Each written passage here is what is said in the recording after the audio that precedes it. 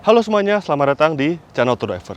SUV Leather Frame, tentu mobil ini menjadi salah satu primadona di Indonesia karena ketangguhannya yang tidak diragukan lagi.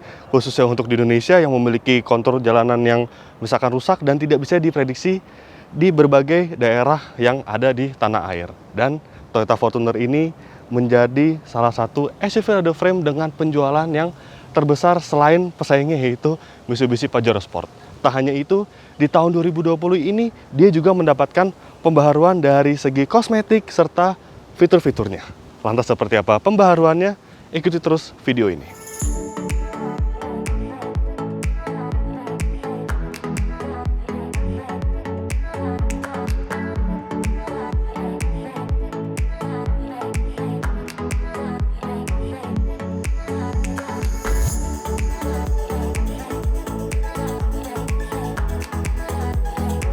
Musim hujan seringkali membuat mobil kita mudah kotor.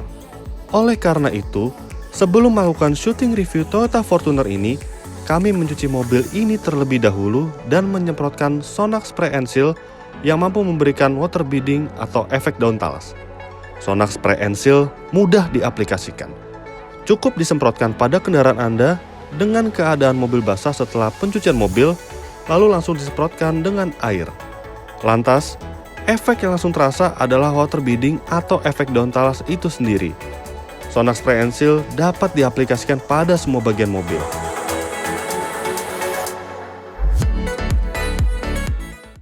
Berbicara Toyota Fortuner, Fortuner ini sebenarnya menjadi pencetus SUV Leather Frame berukuran sedang, dan sebelumnya itu Toyota menghadirkan Toyota Land Cruiser sebagai SUV Leather Frame, tetapi memang dia ukurannya lebih besar serta lebih mewah dibandingkan Fortuner. Maka di tahun 2006 hingga tahun 2009, Fortuner menjadi satu-satunya pemain SUV Leather Frame berukuran sedang seperti ini, dan penjualannya terus meningkat dan digemari oleh banyak konsumen. Lalu di tahun 2009, Fortuner mendapatkan pesaing untuk pertama kalinya yaitu Mitsubishi Pajero Sport, dan bersaing hingga kini.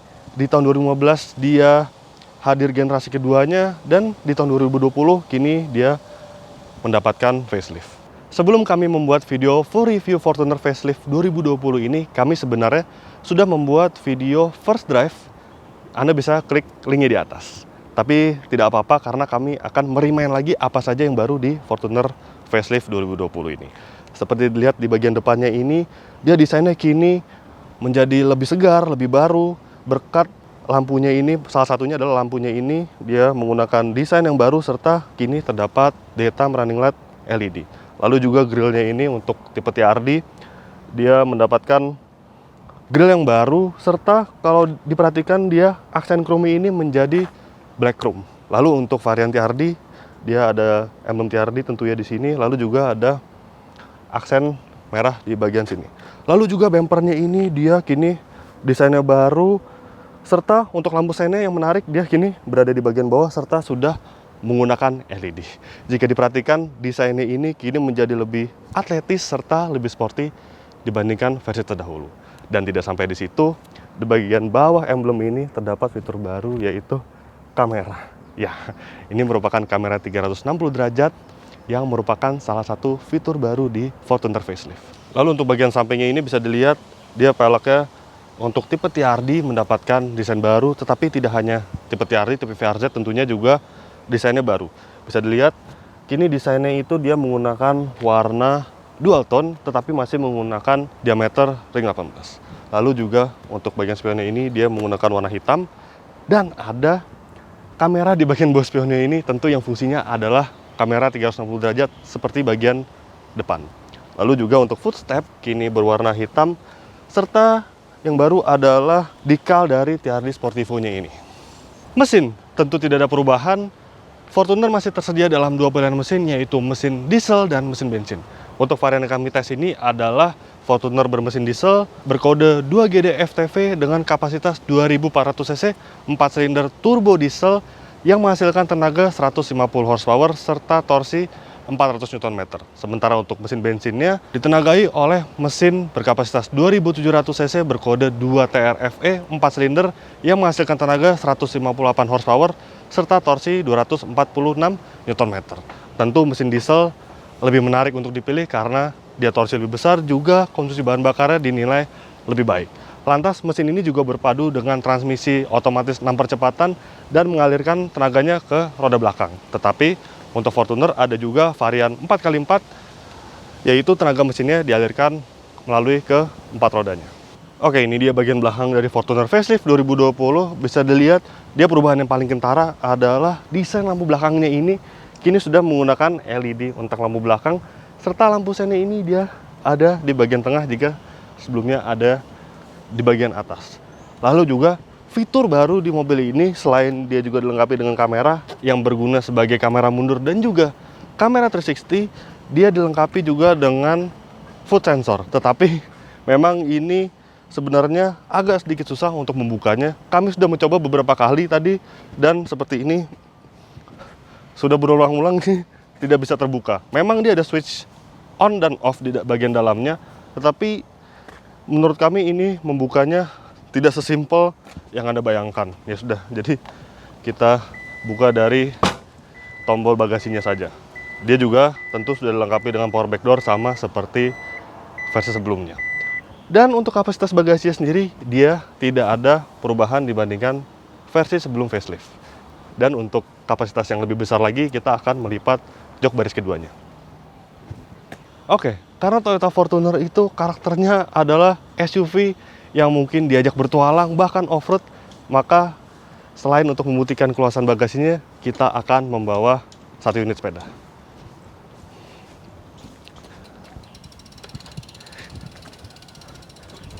Ini dia sepeda yang akan kami bawa menggunakan Toyota Fortuner Orbea Alma M30.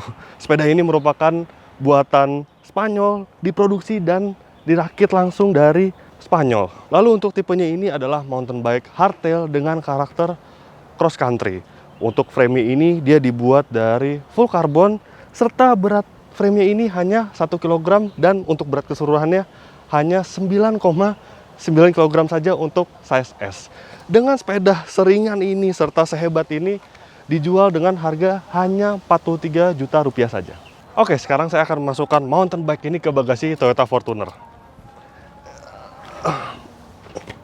Aduh, agak sulit tampaknya. Tampaknya saya butuh bantuan teman saya. Dik, bantuin Dik.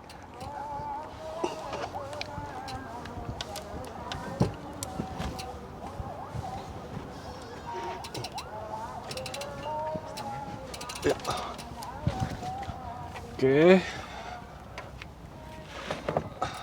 Dah. Oke, udah masuk. Thank you, Dik ya. Nah, bisa dilihat bagasi Fortuner ini kapasitasnya sangat luas, apalagi jika bangku baris keduanya dilipat. Dan tidak hanya itu, Fortuner juga lebih mudah karena adanya fitur power back door seperti ini.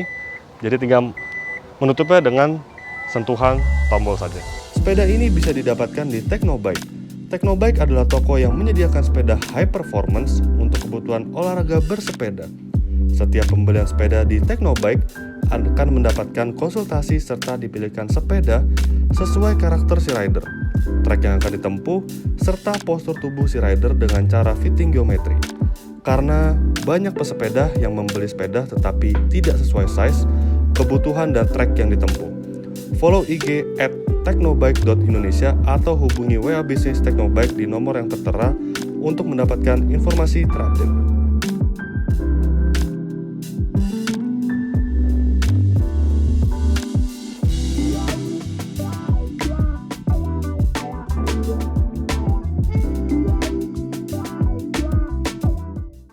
Ini dia ruang kabin dari Fortuner Facelift 2020. Bisa dilihat dia memang kalau secara sekilas dia tidak ada perubahan yang signifikan. Tetapi jangan salah karena ada fitur baru serta ornamen baru pada mobil ini. Seperti yang pertama adalah fitur wireless charging. Yes, jika smartphone Anda sudah dilengkapi dengan fitur wireless charging, maka Anda tinggal meletakkannya di bagian sini. Tentu ini sangat memudahkan Anda. Dan selain itu juga head unit ini dia sudah Full HD, serta ada fitur baru selain pembaca NFC atau pembaca saldo e-money, dia juga ada pengingat dari tanggal yang ada hari ini. Jadi jika tanggal ini merupakan tanggal 16 Desember, dia akan mengingatkan bahwa tanggal hari ini adalah tanggal genap. Jadi Anda tidak akan salah masuk ke jalur ganjil genap. Lalu juga yang saya suka dari mobil ini adalah wood panelnya, karena dia kini menggunakan warna baru, yaitu warna wooden black seperti ini, sehingga menghasilkan kesan yang lebih sporty dibandingkan versi sebelumnya. Lalu juga di bagian sini ada dua buah tombol, yaitu mode berkendara, eco mode, serta power mode. Lalu juga ada fitur traction control. Fitur ini kini tersedia di tipe VRZ dan juga tipe TRD. Lalu juga yang paling signifikan adalah instrumen clusternya ini. Kini desainnya dia lebih simpel tetapi cenderung lebih tegas dibandingkan versi sebelumnya. Dia seperti bisa dilihat, dia memiliki MID yang informasinya sangat lengkap, seperti konsumsi bahan bakar setelah Anda menstarter mobil, setelah mereset, lalu juga saldo atau uang yang Anda keluarkan untuk mengisi bahan bakar dari mobil ini, serta ada fitur baru yaitu angle display. Jadi ketika Anda menggerakkan setir, nih saya nyalakan dulu mobil, dia akan menampilkan angle setir. Jadi semakin kita memutar setir semakin banyak, dia juga mengikuti, displaynya ini mengikuti dari berapa derajat setir yang Anda buka. Oke, sekarang kita lihat ke bagian belakangnya. Tentu masih sama dengan versi sebelumnya, tetapi mungkin ada satu atau dua pembaruan dari mobil ini. Ini dia bagian belakang dari Fortuner facelift 2020, dan bisa dilihat ada salah satu perubahan yang terdapat di mobil ini adalah salah satunya ini. TV atau displaynya ini desainnya baru dibandingkan versi sebelumnya, tetapi tidak hanya TV-nya, dia juga kini dilengkapi dengan ambient light di TV-nya ini, sehingga kini di bagian belakangnya ini terasa lebih cantik serta lebih mewah dibandingkan versi sebelumnya, meski hanya ambient light ini kecil, modelnya seperti ini saja. Lalu juga di bagian belakang ini ada pengaturan climate control, sama seperti versi sebelumnya. Lalu juga untuk posisi duduk tentu masih sama, dia posisinya lebih tinggi dari bagian depan. Untuk tinggi saya yang 177 cm, dia masih ada ruang yang baik untuk kaki seperti ini. Lalu juga untuk headroom, untuk tinggi saya yang 177 cm masih ada ruang yang cukup lapang. Lalu untuk armrestnya, ini tentu akan membuat posisi duduk Anda makin nyaman di bagian belakangnya ini, serta dia dilengkapi dengan dua buah cup holder di bagian armrestnya ini. Mendapatkan facelift secara visual dan juga fitur, lantas adakah perbedaan rasa berkendaranya?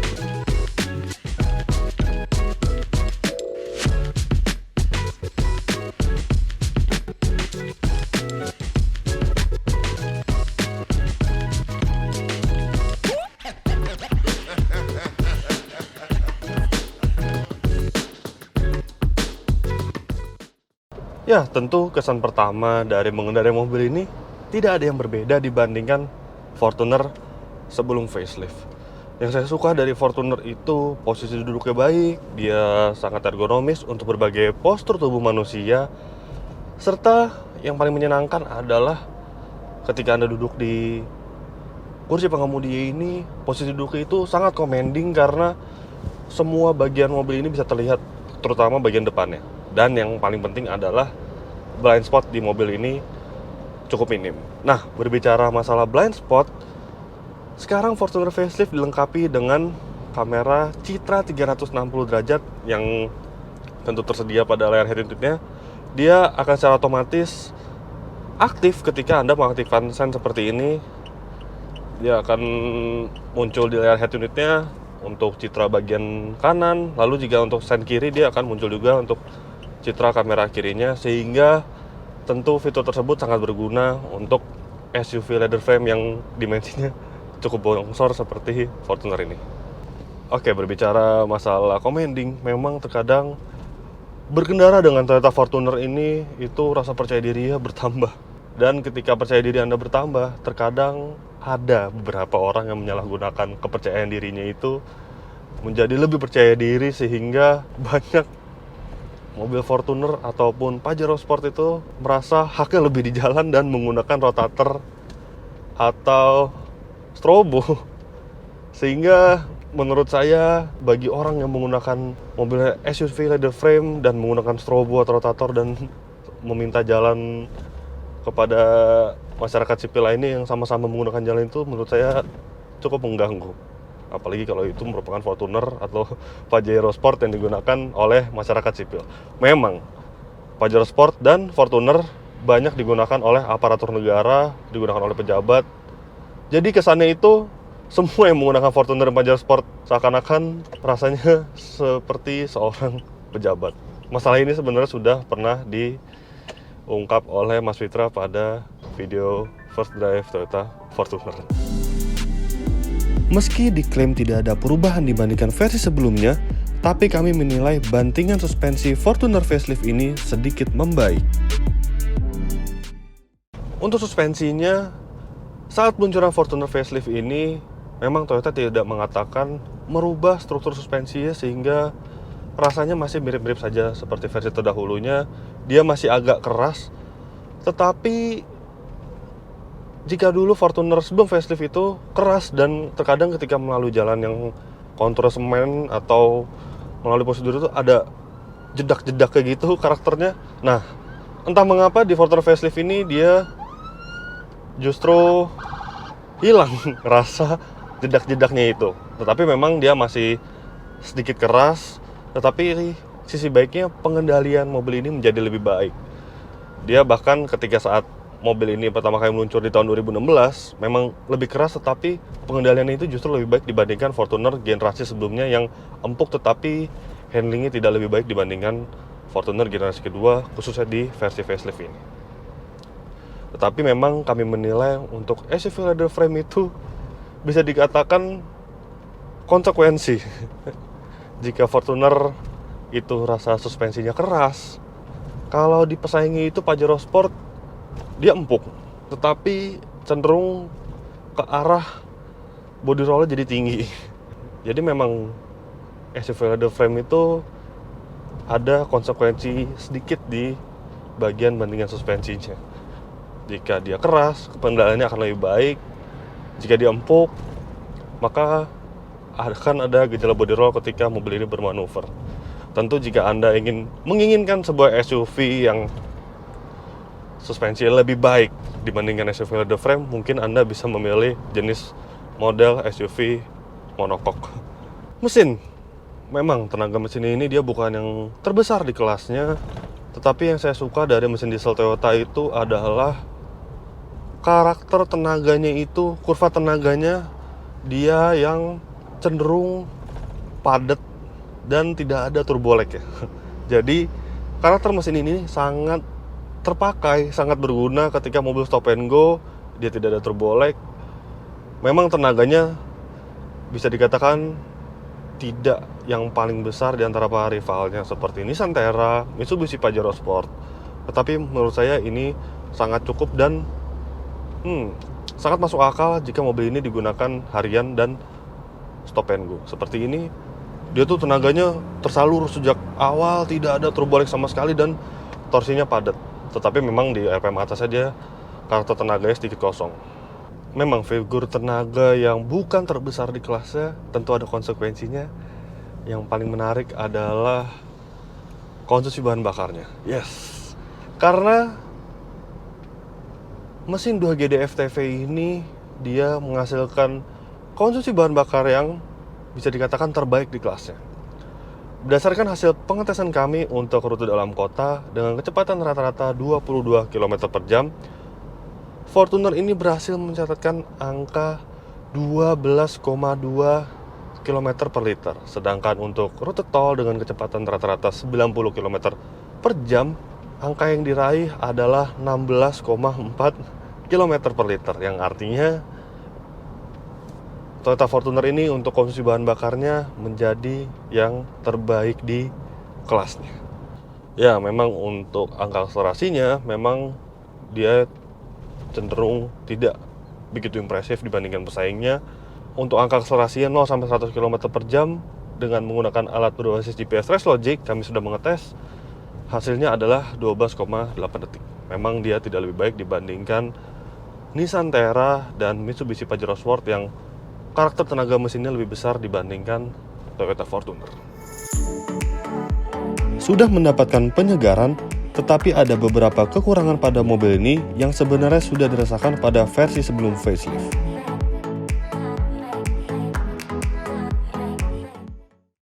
Yang pertama adalah head unitnya ngehang. Jadi saya pertama kali menggunakan mobil ini saat saya pinjam, itu head unitnya tidak bisa bergerak sama sekali, tidak bisa memilih apa-apa, tidak bisa memilih radio. Dia aktif, dia nyala, tetapi radionya itu masih settingan orang yang sebelum saya menggunakan mobil ini, yang berkendara sebelum saya. Jadi dia tidak bisa bergerak sama sekali. Tapi memang itu hanya sesekali saja, tidak setiap kali dia ngehang, tidak. Ini sekarang ini dia bisa digunakan dengan baik. Kadang-kadang ngehang. Tapi masalah ini sebenarnya sudah ditemukan di model-model Toyota, terutama Fortuner dan Innova. Saya dulu adalah pengguna Toyota Kijang Innova tahun 2016, dan penyakitnya adalah sama, yaitu head unitnya itu ada cacat sedikit berupa hang, dan juga terkadang kita tidak mencabut aki, tidak mereset mobil, dia mereset sendiri. Itu penyakit yang cukup common di beberapa head unit dari Toyota model baru. Lantas yang kedua adalah mobil ini sudah dilengkapi dengan pedal shift. Tetapi kami menilai pedal shift ini tidak cukup responsif. Sekarang saya masukkan ke D4 di gigi 4. Nah, saya turunkan lagi, itu tuh kadang-kadang dia tidak langsung mengoper. Memang mobil ini matic-nya berbeda dengan matic yang dimiliki mobil sport yang tersedia pedal shift. Tentu dia harus responsif. Tetapi kami menilai ini agak aneh menurut saya. Tuh, dia masih menahan di gigi 4, nah baru pindah ke gigi 5. Ini menurut saya sudah ditemukan di Fortuner sebelumnya, dan kini terjadi lagi di versi facelift dan belum ada perbaikan. Tetapi ya menurut kami ini masih tidak apa-apa, karena guna dari pedal shift ini sudah bagus, sudah tersedia pedal shift saja sudah bagus di Fortuner seperti ini, sehingga kesannya itu lebih sporty ketika Anda mengendarai mobil ini, meskipun pedal shift ini perpindahannya sedikit tidak responsif. Sudah puas membahas mobil ini secara menyeluruh, kini tibalah kami menyampaikan kesimpulannya.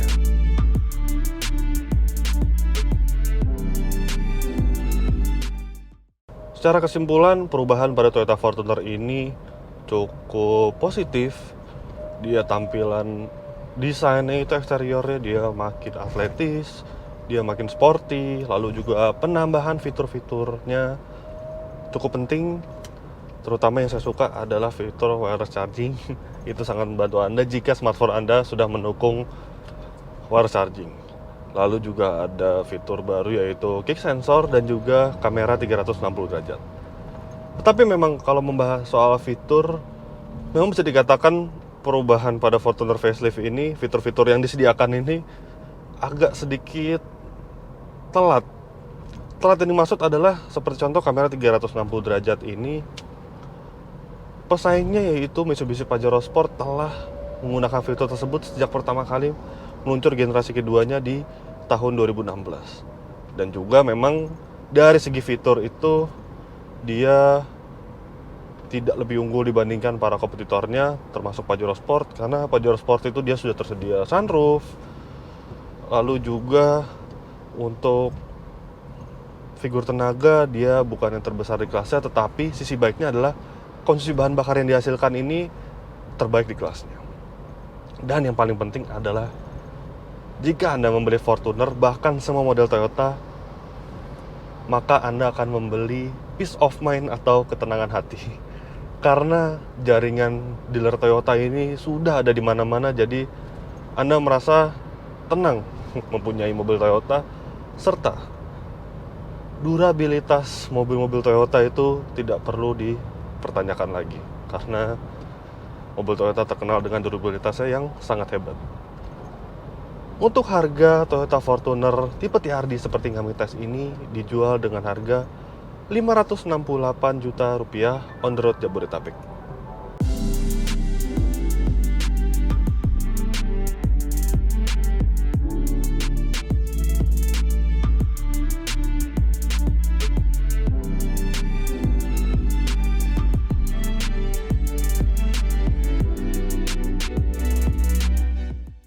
Jadi begitulah hasil review lengkap kami terhadap Toyota Fortuner Facelift 2020.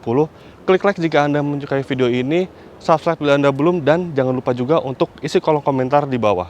Main-main juga ke website www.autodriver.com, dan jangan lupa juga untuk download aplikasi autodriver.com di Google Play Store. Terima kasih dan sampai jumpa.